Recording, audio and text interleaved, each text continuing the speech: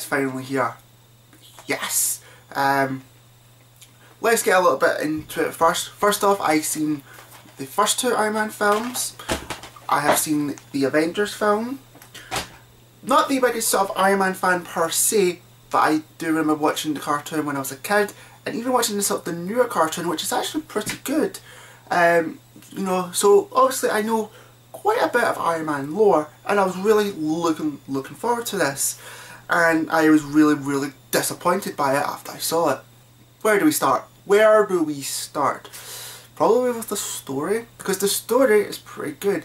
The way that the way that sort of trailer sort of shows it is like Tony Stark's been having problems ever since New York. You know, he can't sleep during the events of it. Not going to spoil it for anyone who hasn't seen it. So he's been having problems like sleeping, you know, he's having anxiety attacks, and you know, he's really getting stressed out by it. And they do touch on it quite a lot throughout the film. I don't think quite enough though, and I'll get to that in a minute. But there's a certain point in the movie, right? Obviously there's all these, this Mandarin, this villain, you know, he's terrorising the US, and one of the problems that you'll have is that something happens in this film that completely changes everything, right? It changes absolutely everything, right? And I don't mean by just one thing, I mean everything. And that annoyed the hell out of me. So, what did I like about it? Robert Downey Jr. as Tony Stark, brilliant as always. You know, it's going to be hard for someone to replace the shoes with this guy, because this guy really performs really well, and he was literally when it kept the film, you know, whole together, in my opinion, right? He's when it, you really go and see for this movie, like everywhere, you know. Guy Pearce, awesome. This guy is really good. It's great that he's, you know, he's in this film. His character is pretty good. This character has a lot more to do. Has a lot more of sort of a vendetta against Tony Stark, and I love the sort of the way that they do it for him. The action scenes are pretty damn good. In my opinion, right? The action scenes are just alone enough to go and see the film a little bit. They are really intense, thrilling. Also, the best thing I'd say is when Tony Stark's home is getting completely destroyed, because that really is kind of like a clean slate for him. And when like Tony Stark's also by himself quite a lot, that's also pretty good because he has limited resource. So pretty awesome. Okay, what did I really hate about this film? Really hate. Everyone had to be a comedian. Everyone had to be a comedian. I mean, everyone. I don't like when an action film, comic film has to have comedy elements in it. I don't mind if it's got a bit of humour, but this kind of felt comedy, right? This kind of felt like one of those stupid spoof movies, or stupid, you know, it's like someone that, you know, took from franchise and didn't know what to do with it, and they went, oh, let's add some funny parts into it. Really stupid. This is kind of like Spider-Man 3, in my opinion, where they had a lot of stupid stuff to it to make it more interesting. This is what they exactly did with this. They added stupid stuff to try and make this interesting. Really annoying. The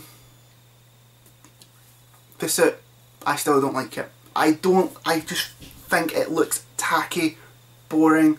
It's, you see at near the end, this is not a spoiler by the way, because it's in the trailer, you see all these other suits. All the other suits look freaking awesome compared to that one. Really do not like that suit. I don't understand the main purpose of that suit, except, you know, it can sort of build itself from parts, but I don't really like that. I find that's completely stupid.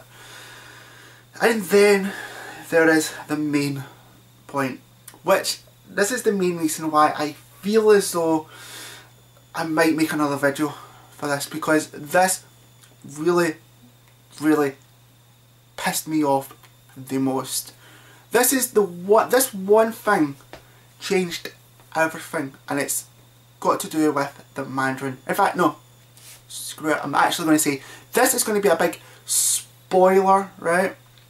So if you don't really want to know what about the Mandarin, I'm going to put a wee spoiler like text just around here.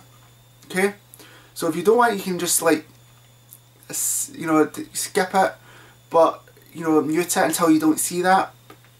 But here it is, right? So 1, 2, 3. The Mandarin is a fucking joke. I am really being serious here, right? I was not looking forward to the fact that Ben Kingsley was playing the Mandarin, right? And all he really is he's just a fucking hobo stage actor, you know. That is all that he is. He's not the enemy of Iron Man, the greatest enemy of Iron Man, might I add, right? He is a freaking joke. I really was fucking pissed off by that. As soon as that happened in the film, I was like, what the fuck is going on? This film really just went from a kind of like good film to just a disappointing fuck, right? Don't argue that, oh, I didn't come here to see, you know, the Mandarin, I came here to see Tony Stark, blah blah blah. And it's like, you went to see an Iron Man film, therefore you went to see his villains, right? This is the same what they did last time, like in the second film with Whiplash. You know, you look at the character, it's completely Whiplash. You know, he has the whip. You know, everybody. But he's never really mentioned. He's just a character that they just threw in just for the sake of it. This is the same with this. They threw this iconic villain character into it, and by God, I am fucking pissed at it. This is why I really am solely disappointed in this film completely. So, would I recommend this film? No, I will not recommend it. The thing is, I would probably buy it on Blu-ray because I just, you know, just to have it with the sort of collection per se, but by God, I will not recommend. I can't really say this film is good because of that thing that I said, right? This has pissed me off the most. It's not my worst film of the year, but I will say this is my most pissed off film of the year by far.